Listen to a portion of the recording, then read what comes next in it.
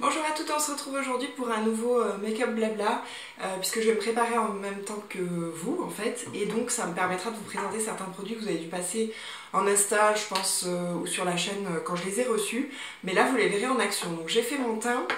Qu'est-ce que je fais en ce moment? Pas grand chose. J'utilise le concealer de chez Safo en teinte light porcelaine. Je vous l'avais présenté dans un précédent tuto, j'utilise donc au doigt et j'aime ce côté lumineux. Ce que je vous ai pas dit la dernière fois, c'est que moi je ne le poudre pas parce que j'aime vraiment cet effet très lumineux, mais il se matifie au cours de la journée, mais vous pouvez tout à fait le poudrer si vous voulez justement un effet mat tout de suite. Et ensuite ma poudre bronzante de chez Barre Minéral, une très ancienne, donc j'ai plus la teinte et en fait je souhaite la finir avant d'en acheter une autre.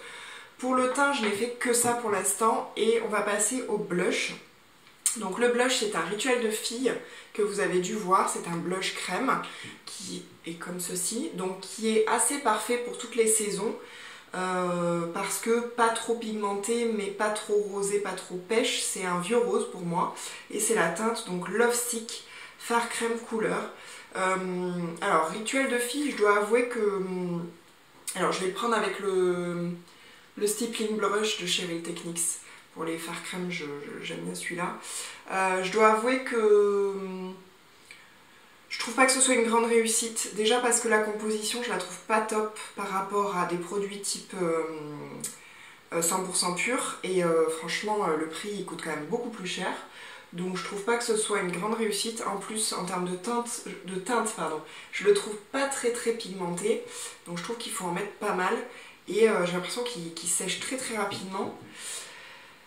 Et en plus il ressemble à un Honest Beauty que j'ai, donc il est très joli, il tient par contre plutôt pas mal, mais il est extrêmement discret.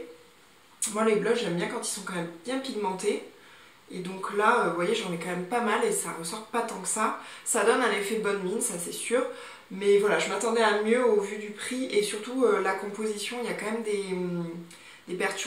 produits qui me dérangent un petit peu dans celui-ci, donc je sais pas trop ce que je vais en faire, si je vais le garder ou pas pour être honnête, parce que si c'est pas que je l'utilise pas, ça sert à rien. Voilà, donc ça fait quand même un bel effet bonne mine. Ensuite je vais utiliser un illuminateur de chez 100% pur, qui est... comment il s'appelle celui-là?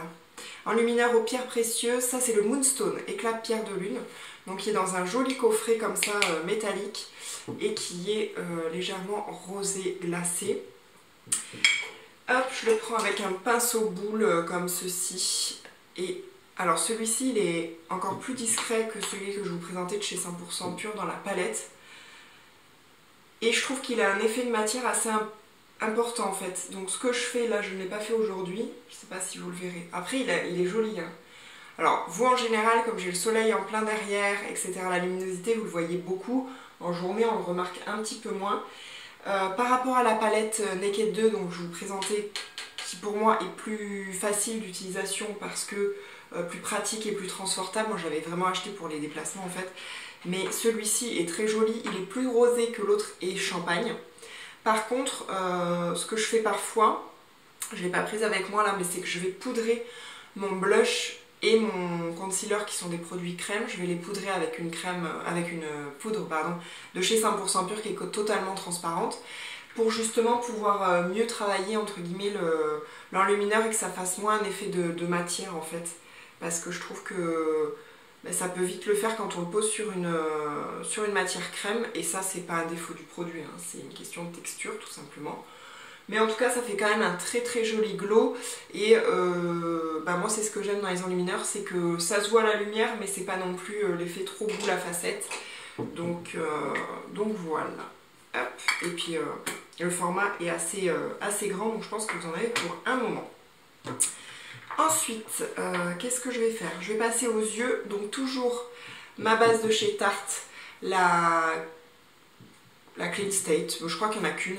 C'est un primer lissant pour les yeux qui n'est pas green du tout. Enfin, il n'y a pas de parabènes, je crois, dans les produits Tarte, mais il n'est pas green du tout. Mais malheureusement, comme je vous disais, pour l'instant, j'ai pas trouvé d'équivalence ni de dupe, on va dire. Certaines d'entre vous m'avaient dit essaye le gel d'aloe vera. Bah, j'ai essayé, moi ça marche pas. Ça marche pas, donc en plus je trouve que c'est un peu long à pénétrer. Et j'en ai essayé une autre, je sais plus, je sais pas si c'est pas... Je sais plus. Bref, ça tenait pas forcément. Moi, c'est souvent le mascara qui transfère sur la paupière supérieure en fait. Qu'est-ce qu'on va faire aujourd'hui? On va utiliser cette super palette de chez Anthonyme. Donc celle-ci c'est la Quattro en teinte noisette qui se compose, donc qui est dans un joli packaging comme ça de bambou, qui se compose de 4 fards poudre, cela. Donc un gold, on va dire champagne, la teinte copper, la teinte brown, P1 brown et M1 brown. Donc en gros vous avez un champagne, un orangé noisette, un brun chocolat et un brun mat.